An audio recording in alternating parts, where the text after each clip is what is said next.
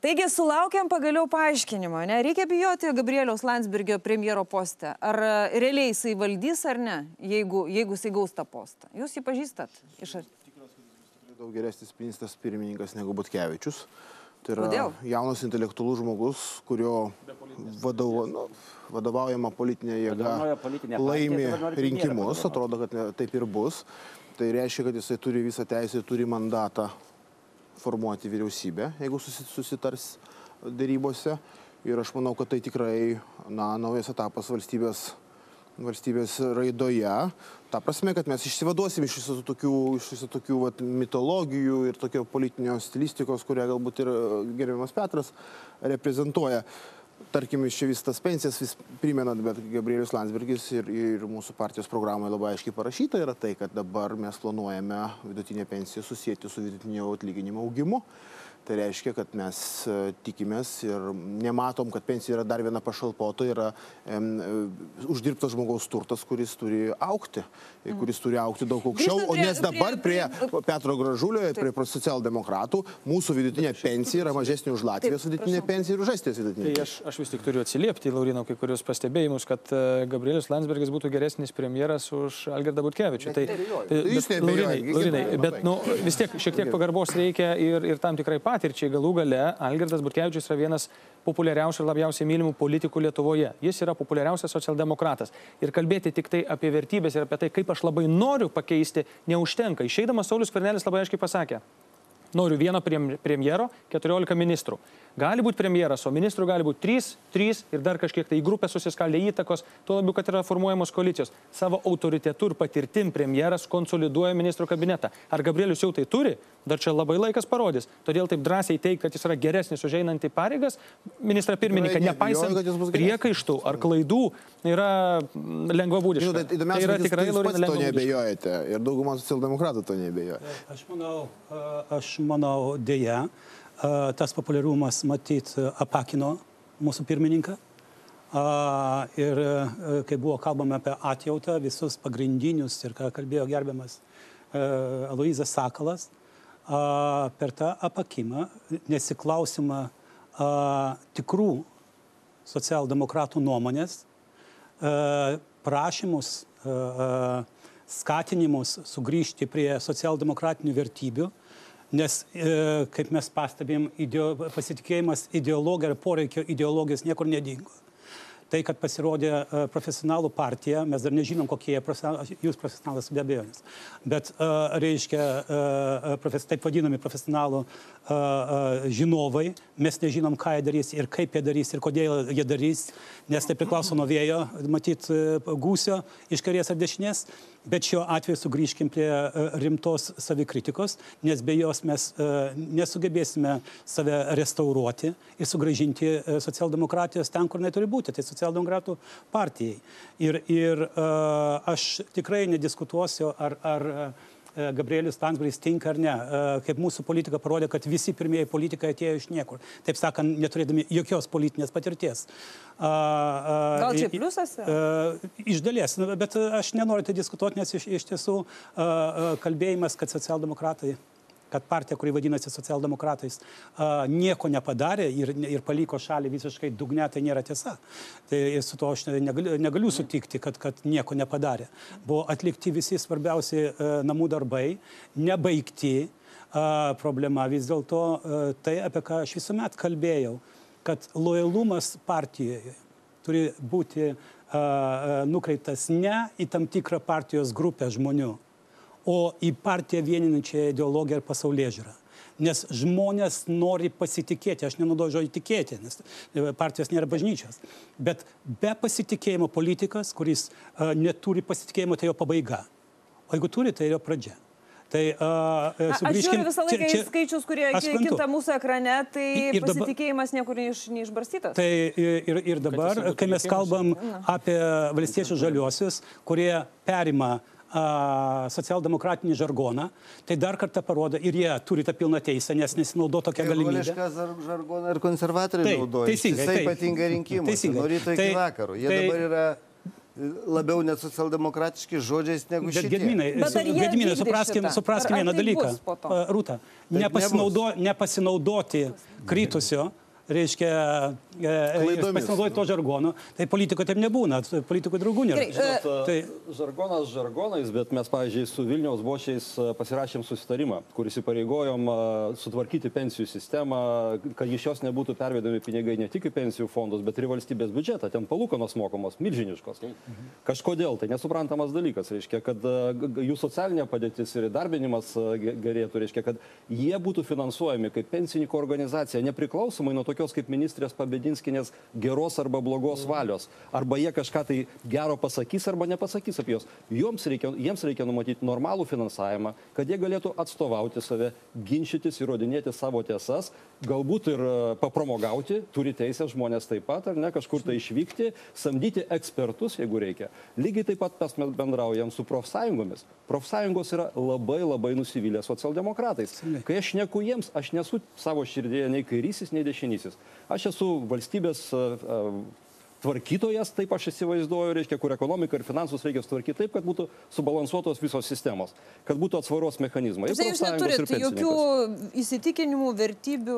Aš turiu vertybės, kad aš esu už stiprią valstybę, ar ne? O stipri valstybė turi būti profesionaliai valdoma valstybė. Štai mano ir visos vertybės. Aš suprantu, bet mes taip galim nueiti iki fašizmo, iki diktatūros labai lengvai, nes diktatūros savęs nepriskirti nei kairį, nei dešinį, bet jie ilgai nesitęs. Aš prieš tai sakiau, kad jūsų ekonominė politika galima pavadinti kairesnė. Taip, centro kairės, mūsų kitos pažiūros. O jeigu žmonių, kurie sakys, va, mums nepatinka, tai ką jūs iš tos patrankos jų šaudys? Žmonės gali rinktis, yra kitų partijų ir gali neišrinkti mūsų, ar ne, antras turas dar laukia. Rinkimai dar nesibaigė. Paprastas gražus testas. Čia Gabrielius Landsbergis irgi, taip pat ėmė ir pasakė, kas bus su švietimu. Tarsi pusę mokytojų, jeigu aš neklysiu, pusę mokytojų atleisti, kiti gaus atlyginimus normalius ir atostogų savęs tobulinimui. Tai irgi susitarimo dalykas. Kitai buvo, ten kitai buvo pasakyta. Jeigu sumažėtų mokesčių skaičius, tada išauktų. Visada žurnalistų. Ne, nieks Mes žinom, kurią kryptim reikia keisti. Tai reikia padaryti, tas yra profesionalu. Aš norėčiau pasakyti, kad tai yra labai neprofesionalu, gerbiamas kolega, nes konservatoriam, kurie pasakė, kad jau švietimo reforma padaryta, dabar sakyti, kad nieko nepadaryta, reikia vėl iš naujo, tai trupučiuką per daug. Bet to šitas pasakymas yra, jeigu Eugenijus čia būtų pasakęs, tai aš dar suprasčiau. Bet konservatoriai, kurie pretenduoja tam tikrą empatiją, tai čia iš viso. Tai kalba apie tai, jeigu mes grįšim prie klausimo, ar tinka ar ne. O ką jūs darysite su tais pusė, kur atleisit? Tiems, jie bus bedarbiai. Jiems ką, pinigų nereikės? Jiems nereikės šito? Jūs dabar staigiai įsteigsit vietas, tu palaukit.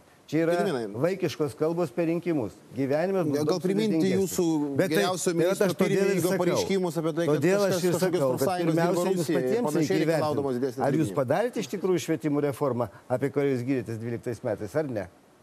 Žiūrėkit. Ne. Dėl švietimo yra labai platus klausimas. Dėl mokyklų, ypač kaimiškų mokyklų, irgi laukia rimtos diskusijos. Bet ar nėra įžūlu turint tą verslą, gyvenant būtent iš šito mokyklų verslo? Žiūrėkit, mes atėjom pasikalbėti apie socialdemokratų ateitį. Tai jūs vis apie socialdemokratus pradedam, bet vis tiek Gabrielius arba Kubilius. Ne, žiūrovai diktuoja, skambina, sako, baisu Gabrielius. Pakalbėkime apie reformą. Žiūrėkit, visi mes norim kažką padaryti gero, bet ne visi pagalvojam, iš ko tą darysim, iš kokių lėšų. Ir kiek tas kainuos. Jūs didesnius mokesčius pradėsit mokėti, apmokestins jūsų prabangą ir bus... Va ir suskaičiuokim. Tai ko nepadarė šita vyriausybė, aš labai linkiu būsimąją vyriausybę, jeigu jinai bus profesionalų, suskaičiuokim. Kas atsitiktų, jeigu, reiškia, sumažinti Seimo nario atlyginimą, pavyzdžiui, 15%. Kiek tai būtų į metus ir kiek būtų galima pridėti prie pensijų arba prie mokytojų, ar ne? Na, jūs jau šiek tiek spekuliuojate, todėl, kad yra iš Lietuvų, kurių galima atitikti. Tai neišgelbės. Prašom. Kiek išvažiavo. Nevartot šito žodžio profesionalų vyriausybė. Jokios profesionalų vyriausybės nėra. Bus koalicinė vyriausybė, jinai bus politinė, tik dėl to, kad koalicinė. Ir baigim čia žmonėm makaronus kabinti. Gerbiamą verslo atstovai noriu paklausti, kiek tai būtų milijonų ar milijardų, jeigu mes pelno mokestį padidintume iki 20%, taip kaip yra vakarų Europoje? o dabar 15% mes nesiryžtam niekaip padidinti. Tai gerbiamas Luizai, mes pažiūrėkim, kas iš to, aš nesakau, kad to nereikia daryti, pažiūrėkim, kas iš to bus. Bet jūs kalbate apie atsakomybę, dar kažkokius dalykus, aiškia, bet jeigu čia pasidarys per sunku turėti darbo santykius, tai jau kai kurie verslininkai išvažiuoja į Latviją, į Estiją, tai išvažiuos su visais darbo santykiais. Mes negalim daryti kardinaliai skirtingų dalykų, negu daro mūsų kaimynai. Latviai, Estai, Lenkai, nes ten viskas pasislinks tenai. Viskas pasislinks tenai. Pone Sutkau, galima? Buvo negalima, duok, aš pabaigsiu. Nu, pabaigsiu.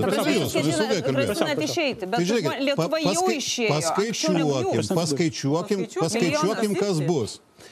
Kas yra Lietuvoje? Kodėl mažas atlyginimas? Todėl, kad nėra brangiai apmokamų darbo vietų. Kodėl? Todėl, kad technologijų trūksta. Tai tas, kuris dirba su kastuvu, visada uždirbs mažiau už tą, kuris dirba su ekskavatoriumi. Nereikia mūsų įžeidinėti primityviais paaiškinimais. Mes viską suprantame. Tai mums reikia nusipirkti ekskavatorių. Mums reikia užsienio investuotojų.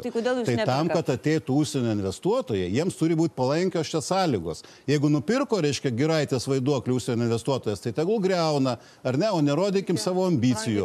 Aiškiai, neužkelkim mokesčių tokių, kurie yra didesni negu pas Latvius ir Estus ir Lenkus. Va čia yra vertybiniai dalykai.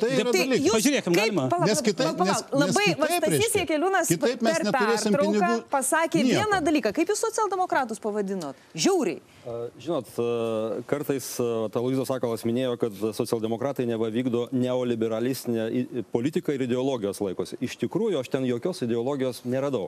Nei socialdemokratinės, nei neoliberalios. Ką aš radau, pamačiau, didžioji daly, nekalbu apie jūs ar jūs, Arkadijau, kad tai yra politinių palydovų, politinių, žinot, yra eskorto paslaugos teikiamos, ar ne? Tai čia yra politinių palydovų, reiškia, teikiančių paslaugas stambiam verslui. Pirmiausia, švedų bankams ir visiems kitiems politinis aptarnavimas.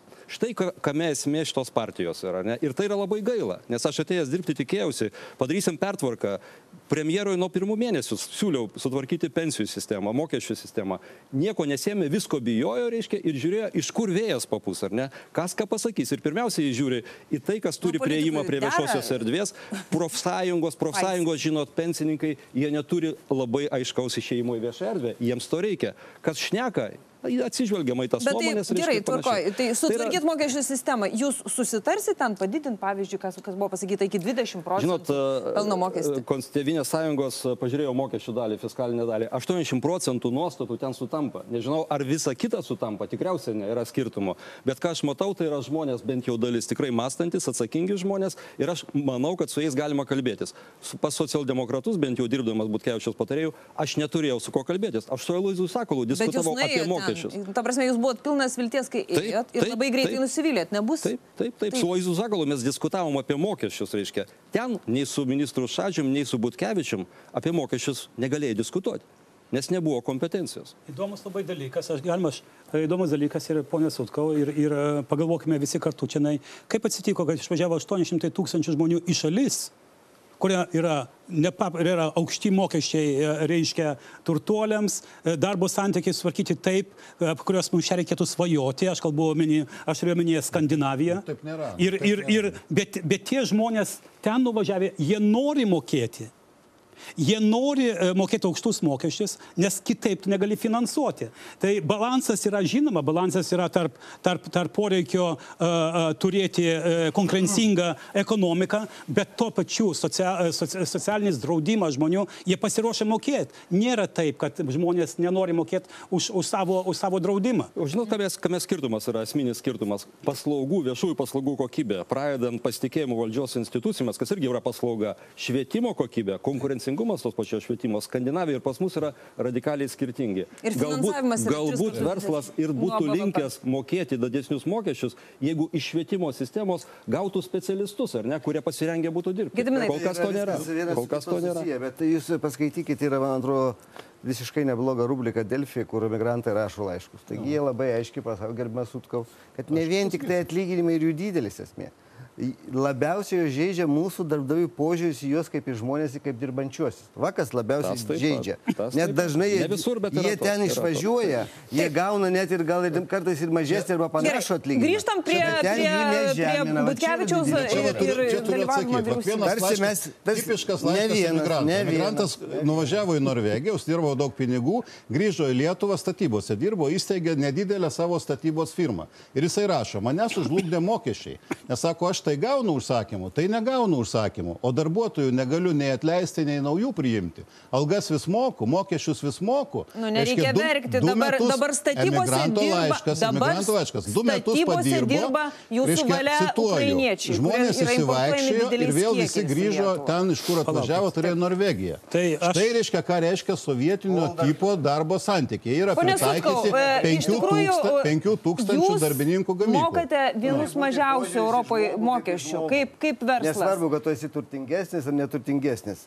Tu turi žiūrėti žmogų, kaip bendra pilietį, bendra tautietį. Vat ko nėra pas mus. Vat šitas dalykas labiausiai žmonės slegia.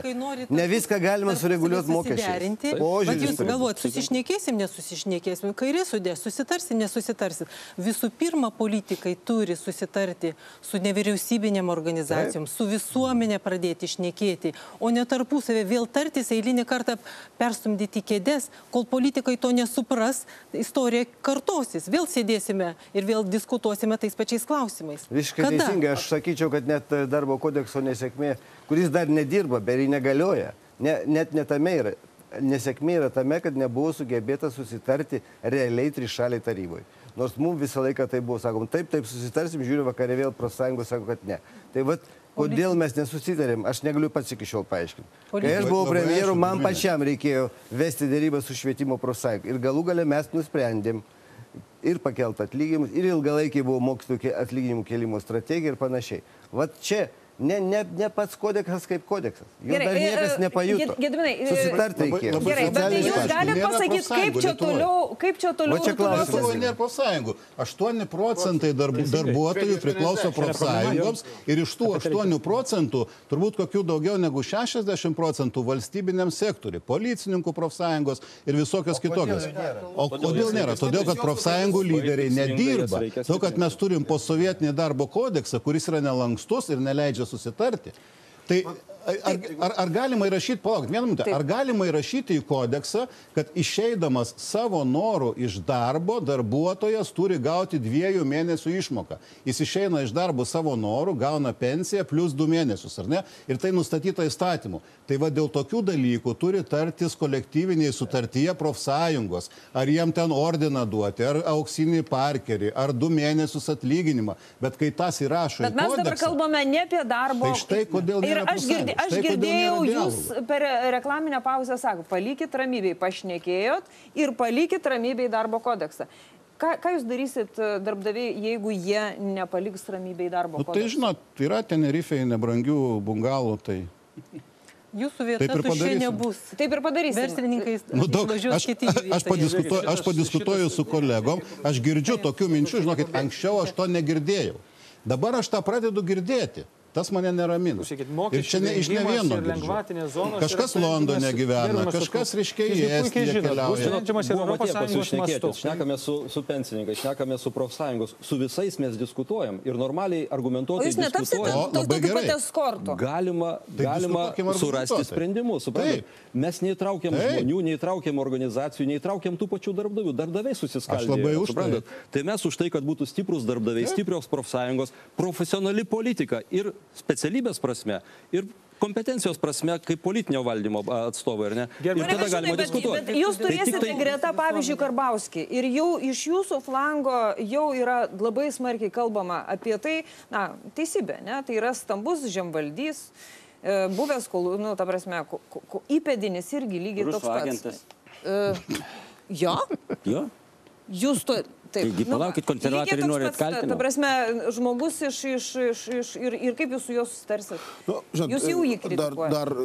Greta Veryga. Ponui Karbauskiui reikės iš tikrųjų įrodyti kai kurios dalykus, nes mes vis prisimenam jo poziciją dėl NATO klausimo, kitais klausimais, ypač tais geopolitinio saugumo klausimais, tai gerbiamas Petras čia yra teisus, reikės patikrinti šitos dalykus. Jūs patikrinėte, bet iš tikrųjų, taip, žinot, kai ateina dvi didelės jėgos, reikės rasti kompromisą. Bet aš tik tai noriu... Tiek įvairių žmonių, ar ne? 44 nepartiniai. Mes neišsibarstėm ir patikėkit, mes neišsibarstysim. O jeigu negausit valdžios, tai yra puikus vadovas, suprantat, kuris leidžia knygas ir vaikams, ir ką tik finansavo. Jo beje, nuopelnas yra, kad į Lietuvą atvažiavo Šileris, nes dabartinė vyriausybė pasielgė taip, kad pakvietė jį ir buvo besugriaunanti šitą vizitą. Jūs įsivaizduojat, kas tai yra per politikai, kurie prieš tokį žmogų taip elgėsi, ar ne? Ir kokia Lietuvos reputacija jokiose atrodo, ar ne? Tai jisai ką tik išleido knygą ekonominio švietimo savo pinigais. Konopliovas irgi leido knygą. Savo pinigais finansavo tos dalykus. O kiek žmonių nuvarė nuo žemės?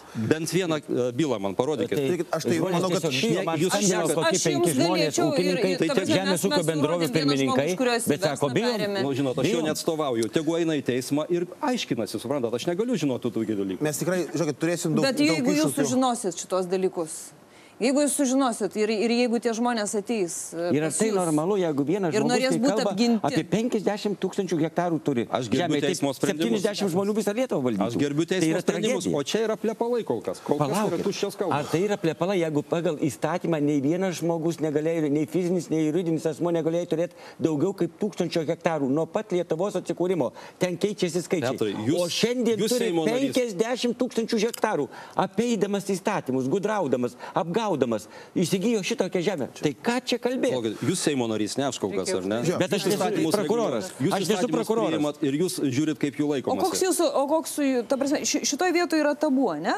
Liesti tai, kaip susitvarkė reikalus Karbauskis, yra tabu pas jūs partijai, taip? Tai jeigu jis nepažeidė įstatymų ir jokios bylos kol kas nėra, kurią jis pralaimėjo, tai aš nematau pagrindo klausyti tų kalbų visiškai. Esmingesnis klausimas yra susijęs ne tik ir su žemės ūkiu, bet ir bendrai su Lietuvos ekonominė būklė ir raidos tendencijom, tai yra smulkaus ir vidutinio verslo vaidmuo.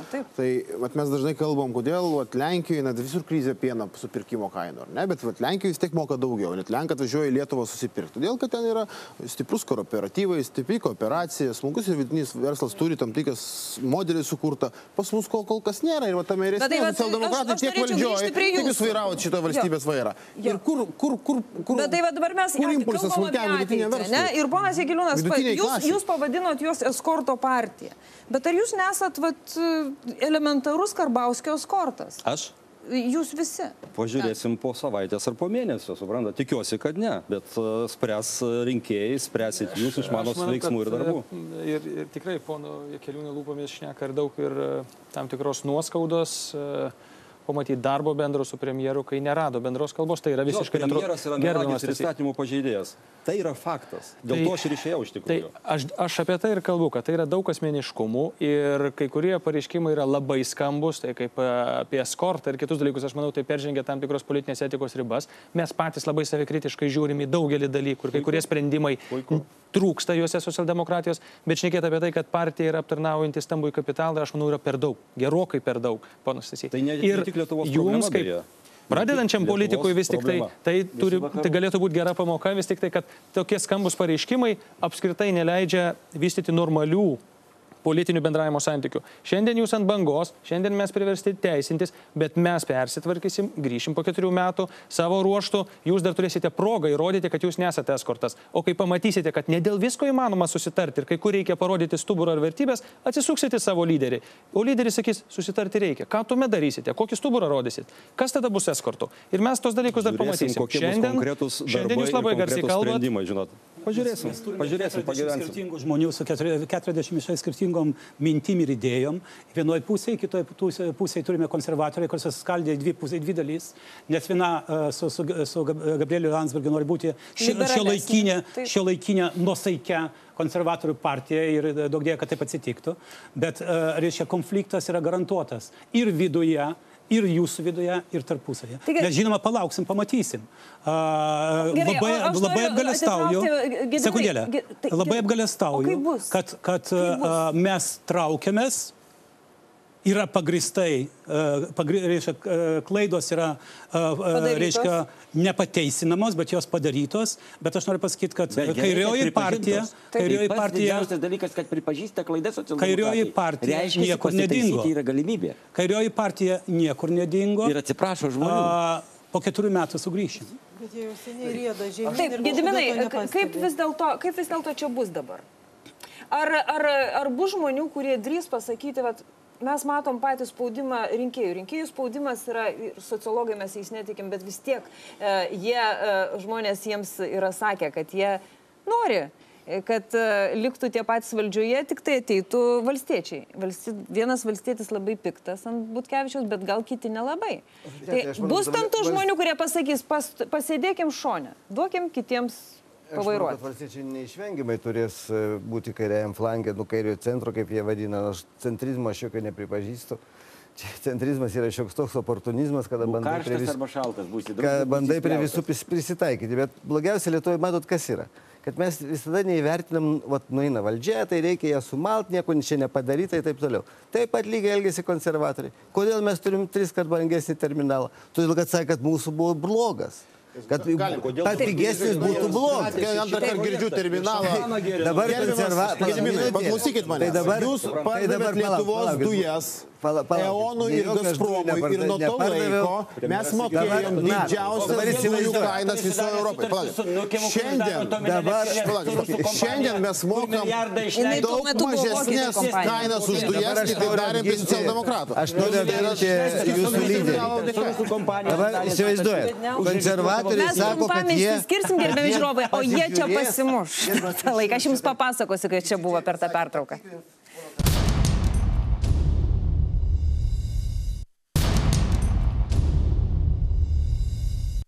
Viskas, dabar reikia tarti paskutinį žodį. Ir, ponia Kasčiūnai, sakykit, reikia Butkevičiui norėti eiti į valdžią ir iš viso socialdemokratams? Ar reikia pasėdėti ant atsarginių suoliukų? Aš pakartosiu, aš manau, kad socialdemokratai, manau, kad jie patys viską puikiai supranta, gal dar ne iki galo pripažįsta, kad vis tiek reikės truputėlį pertraukėlės jiems patiems pasitvarkyti, išsigryninti galų gale, atsakyti klausimą, kas yra socialdemokratija, kas nėra socialdemokratija, ką ginti, ko neginti. Taip, kad aš manau, kad čia viskas iš esmės aišku. Taip, Egle. Aš manau, kad politikai galų gale turi nustoti stumdytis tarpusavyje, tiesiog rungtyniauti, žiūrėti, kas laimės, kas pralaimės, baksnuoti viens kitą, o vieną kartą pradėti šnekėti su visuomenė, su nevyriausybinėmis organizacijomis, su piliečiais, ateiti galų gale, pasiklausyti, ko jie nori. Jau kiek metų stalčiuose guli įstatymas dėl socialinės ekonominės tarybos. Tai yra toks užmanimas sukurti tokį Seimą, mažą visuomeninį Seimą, su kuriuo Seimo nariai galėtų tartis. Ir tokios socialinės ekonominės tarybos yra Europos šalyse.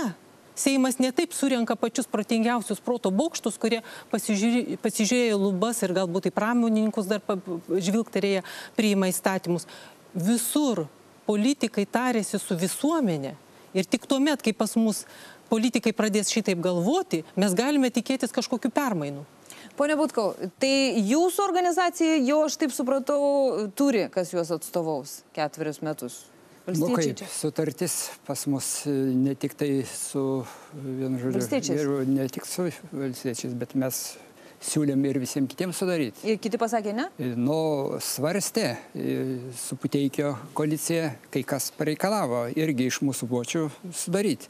Mes buvom susitikę ir su socialdemokratais, su Algirdu Sysu, kalbėjom savo, vienu žodžiu, dėrybas tokias vedėm ir kažkokia tai nuomonė ne visais klausimais, tos politikos vyresniam žmonių klausimais, supratom, kad jis... Taip. Ir dabar mes matom, kad turėtų būti, vienu žodžiu, sensta visuomenė.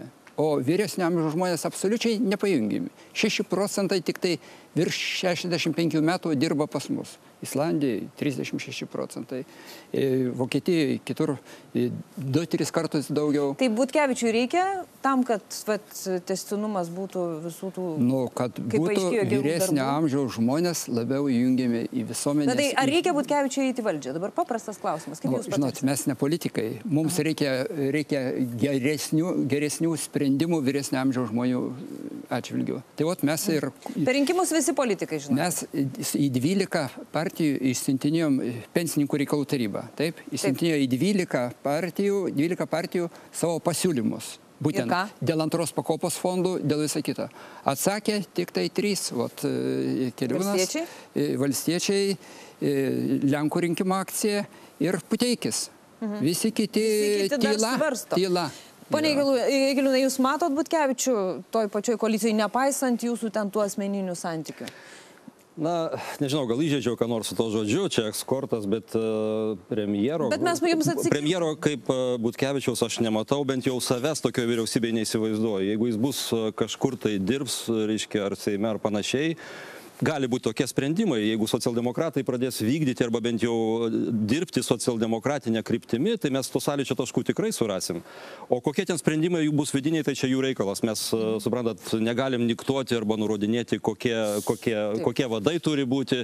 Mes dirbsim su tais, kurie vykdys tą politiką arba tą programą, kurią mes esam pasirašę. Tai jisai sakytų, kas vykdys mano programą, su tais dirbsim.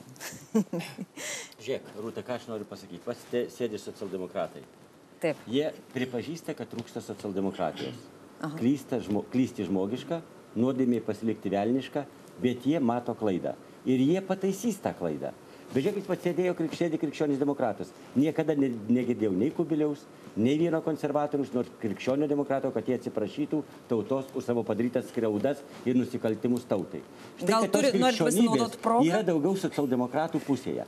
Ir aš linkėčiau, kad antram turė, ten, kur išėjo socialdemokratai... Viskas, agitacijos čia nebebus, jokių agitacijų. Kad anūkas premjerų netaptų. Pone Sutkau, taip. Reikia eiti premjerui dabartiniam toliau į valdžią ar ne? Žinot, aš politikoje nedalyvauju, tai aš nedrįstu čia nei sakyti, jeigu jam reikia, tai gal eis, jeigu nereikia, tai neis, yra partija, jie turbūt pasitars, bus kažkokie sprendimai, bet mums ne tas svarbu. Mums svarbu, kad vis dėlto įsivyrautų sveika nuovoka ir mes jau kažkaip bandom tą sveiką nuovoką ir po truputį prarasti.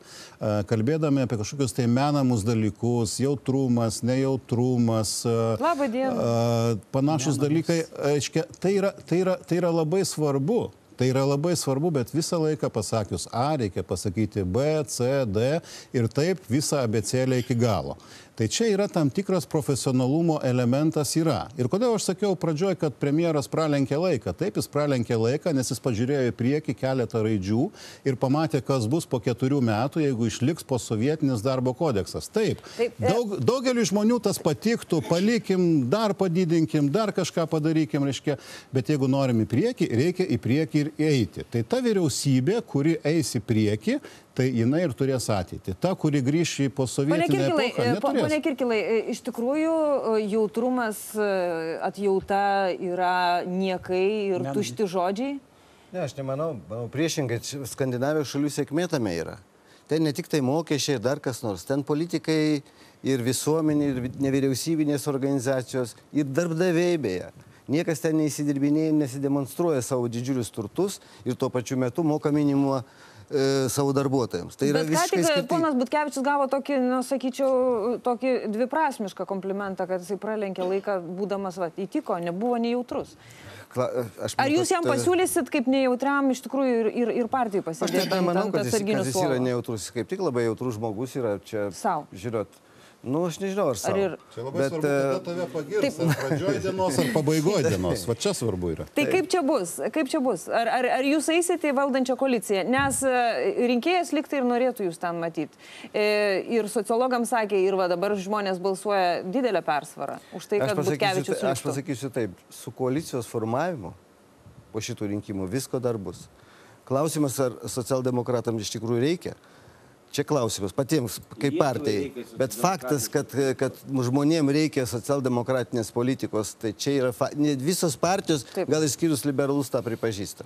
Tai patikslinsiu savo pareiškimą, kalbėdamas apie tai, kad kairioji partija yra, aš norėjau pasakyti, kad kairioji mintis niekur nedingo. Ir kol mes šitą partiją nesugrąžins socialdemokratijos, mes anot Aloyzo Sakalo turėsim arba keisti pavadinimą, arba mes tapsime socialdemokratais. Ir tai yra būtina.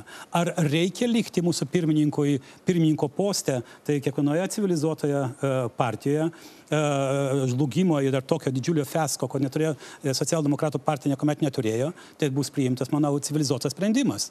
Nes partiją būtina atnaujinti.